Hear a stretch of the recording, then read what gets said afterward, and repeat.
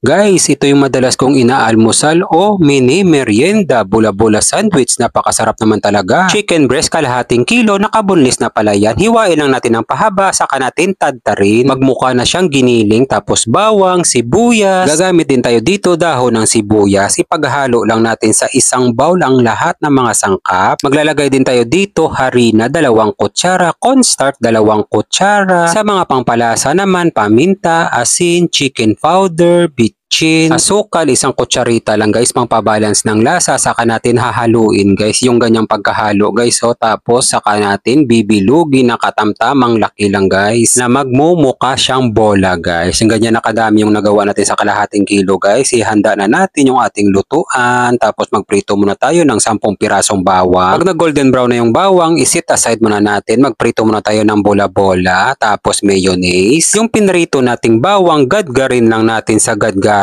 Tapos paminta, kaunting asin. Yan na yung ating mayo garlic guys. Ito na yung last batch ng chicken bola-bola. Ang sarap ng pagkaluto guys, golden brown. Tapos mag-assemble na tayo ng bola-bola sandwich. Pinahiran ko lang yung tinapay ng garlic mayo. Tapos 3 chicken bola-bola. Tikman na natin. Napakasarap naman talaga guys. Ito na yung pinakamasarap na chicken bola-bola sandwich na lulutuin mo.